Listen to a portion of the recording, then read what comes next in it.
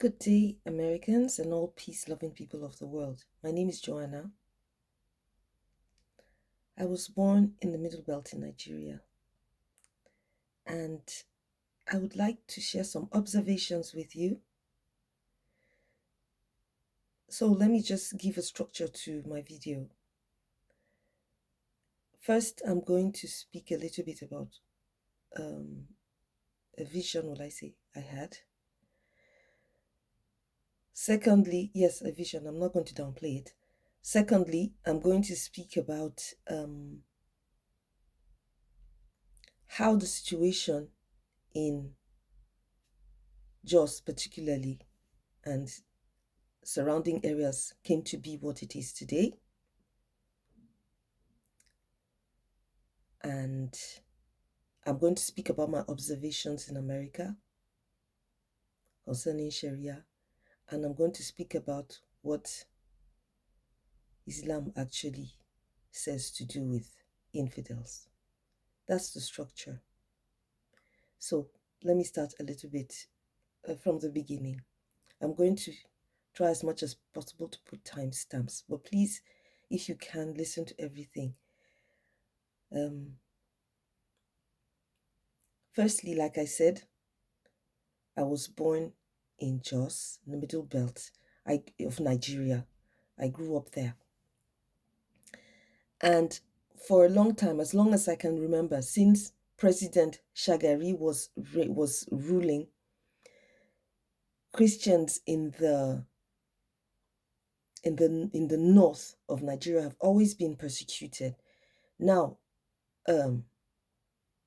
Islam was brought to Nigeria by Uthman Dan Fodio, and he and his descendants established a caliphate in Sokoto. Actually, the name of that place was Gobi, and they changed it to Sokoto. And they established, so as not to use the word forced, Islam on the local Hausa people who lived in this area. And when, like I said, since when President Shagari was reigning, this is when I was in primary school, and I'm 53 years old now. Christians in the north had always been persecuted. That is, Christians in Kaduna, southern Kaduna, in Kano, and other parts of the north had been persecuted because these were predominantly Muslim areas. So when you have like the Zangon Kataf people who are from southern Kaduna and are predominantly Christian or Catholic, they would be persecuted, killed. And I knew that from my childhood. And they would either just bear it because when it calmed down, or a lot of them would move further down to the middle belt of Nigeria. So this had been going on. And also, Igbo people are particularly targeted. I don't know why. Personally, I have my own theory on why the Muslims in Nigeria hate Igbos. I think it has something to do with them being one of the lost tribes of Israel. That is my conviction, because that kind of hate is deeper than a natural hate. It's just an inborn hate. It's an Ishmael Isaac kind of hate. Now, for the people in Kano, is people basically who settled in Kano, because there are Hausa Christian Muslims. My family has a family friend who are Christians and are Hausas from Kano, but there are few. And mostly targeted were people who went to settle in Kano or Igbo once again. So a lot of them would either move down towards the Middle Belt, which was peaceful while I was in primary school, or the Igbos would just come to Jos, or they would go back to the east, their native lands. How about Bauchi? Bauchi also is a state where the north has predominantly Muslim, and the southern part, which touch plateau, have Christians or animists, in any case non-practicing people who do not practice Islam. And the first trouble I heard from Bauchi was from an abattoir, I think, because they were slaughtering pork, and the Islamists, Muslims were saying, do not slaughter pork, and they said, why not, we will do so, and there was a bloodbath. And from then, these troubles started to spread to Bauchi capital, which is not far from Jos, Plateau State, the Middle Belt. One thing I want to bring out on all of this is, notice, wherever there's a predominantly Muslim population, there is bound to be trouble for people who do not adhere to this religion. This is an established fact. I'm not making this up. I'm simply stating facts here. Countries like Saudi Arabia and other countries are predominantly Muslim. They have Sharia as law. And you would say there are no mass killings, but there are silent killings and persecutions of people who do not adhere to the same religion.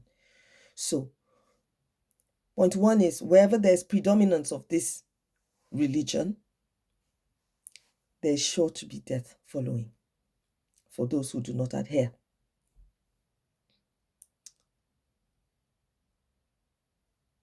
Note that, Americans, it's not about exercising your liberty, the liberty of your rights. They will take that which you give them and turn it against you. This is stated facts. I'm not creating anything here. Now, the Bauchi incidences started when I think I was already in secondary school. So it wasn't primary school anymore. That is the first thing I wanted to note about wherever there's Muslim domination, there's bound to be deaths of non-believers. There's no live and let live in Islam.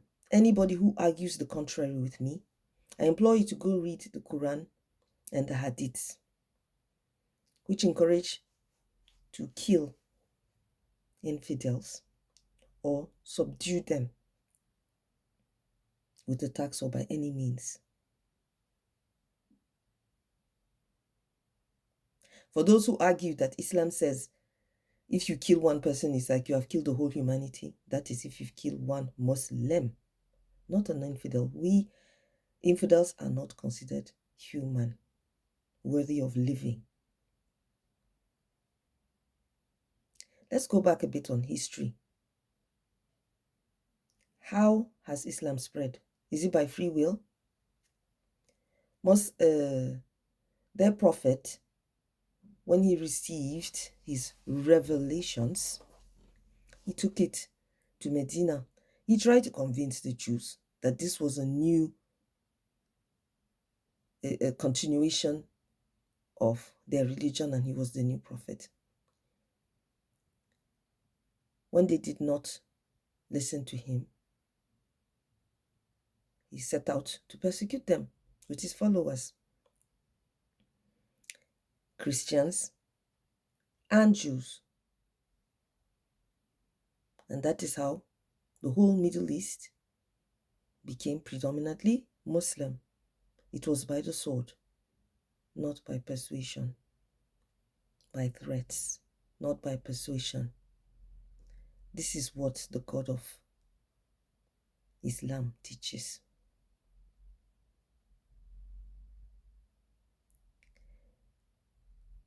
Any Muslim, a good Muslim, is the one, I'm counting my words as I say this, a good Muslim will be the one who wants you dead or subdued. That is a good, meaning practicing Muslim. If they think otherwise, if you as a Muslim think otherwise, it is either you have not read your Quran and its hadiths, or you are not a Muslim. You're a Muslim by culture. This is the truth of the matter. This is what your God requires: blood.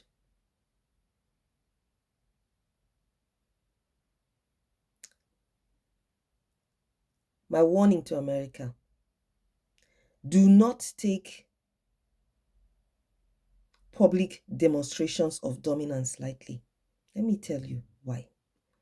Growing up in Jos, when I was in secondary school, on Fridays, the Muslims would block the main street in front of their mosque, block it off completely. You could not drive there, you could not walk in front of them because they are doing their salah. You cannot pass there. And it was tolerated because, oh, maybe the mosque is too small, so they need to spread out. But they took that as dominance. And before you knew it, I had already left the country then, but I heard, no, I was still in Nigeria then. What started the bloodbath in Jos, I remember now. It was a little spark that started it. But before then, the table had been set. Sorry, I skipped something. I need to go back. The vision I had. I was in secondary school, and one day, Jos was so peaceful. That's my memories of Jos, was so peaceful. And one day I went to town and I was taking a taxi to go back home. And the taxis, as you know, often in Africa, are shared ones with other passengers. You just declare your destination, and if that is the way the driver is going, you join them and they drop you off at the side of the road, and everybody continues to their destination. And that is how it was. So I joined this taxi, and I was not sleeping. My eyes were wide open. And what did I see? Like a flash just before my eyes. I did not look for this. It just came. Like when you have a thought, but this was like a vision, like I just saw it before my eyes. I saw Obasanjo, I saw Babangida, and I saw blood all over the place in Jos. I saw the Jos main market, which was still standing then, burnt black, and bodies and blood everywhere. And that was it. And the vision passed. And I took that taxi right in front of the main market and was driving through Jos. And this is the vision I saw. It lasted maybe less than a minute. I was so shocked. I was like, what is this? This can't happen here. I'm wrong. Something is going on. I think my mind is playing games on me from what I know happens in other parts of the north of Nigeria. This is my mind is playing games, but my mind was not playing games. Because when I left the country, I think about 10 years later, I started hearing about killings inside of Jos, and that the main market was burnt. I will come back to Babangida and Obasanjo later. These two were military leaders in Nigeria, They grabbed power or took power by military might, and later they changed to civilian clothes to become civilian presidents. So coming back to the killings in Jos, how did that start? The story goes that a young lady crossed the path of some Muslim boys when they were praying. They passed in front of them because they were praying. It was on the way, sort of, and she crossed. And one of them got out and slapped her, I think, and warned her. And she went home crying, and her brothers asked her what happened, and she told them what happened. And they came and they said, why would you hit our sister? And that's how one of them or both of them were killed, and it sparked outrage, and bloodshed started in Jos. That is how in Jos the first killings began, from my understanding. That was the spark. But before the spark went off, a situation was created for these people to feel a certain kind of impunity. First of all, Hausa people, which were predominantly Muslim, came to Jos for mining a long time ago, when the English people came here and were mining. Yes, Liverpool in England was built by the wealth of tin that came from Jos, Plateau State, Nigeria. Jos is Birom land, but the Birom people lived mostly outside of Jos. Jos was hunting ground for them. And the name of Jos is Jot, which means spring, because there's a spring there. Now, when the British started mining, the Hausa came to mine. They were miners. And that is how they started to establish themselves there and had their children there. And when the British colonial ruled, you know how the British rule, they want to make a chief over people. They suggested to the Birom people. And the Birom people, that was not our traditional way of government. They decided to make a bongo Jos and put the Hausas, because the Birom were not interested. This was not our way of doing things. But this land was still Birom land. Huh? So thank you, British. So, but this was still Birom land, and our local government in administratively were still just Jos. Along comes Babangida. What does he do? He creates new states in Nigeria and carves out Jos North and Jos South. Note that mostly, Plateau State and Jos is not only Birom. We have our nephews, which are other tribes that issued from there, or other tribes have nothing to do with Birom. So, he carves out, cuts Jos and makes Jos North and Jos South. What happens is that most of the north part of Jos is filled up with these Hausa settlers. Now, this happens just before that Jos killings I told you. Like I said, it starts with numbers, because first when they come, they behave themselves. And then when they have numbers, they start asking for administrative positions. And before you know it, they are on top of you. Does this ring a bell, America? Does this ring a bell? Look at Dearborn. I'm not in America, but I can see what's happening. Look at Dearborn. 3 days ago, please check the internet for videos. Go from the date that I'm speaking and go 3 days ago or 4 days ago. Patriots, American patriots, went up to Dearborn and told the mayor, we are fed up. You came to this country, you want to turn it into where you came from.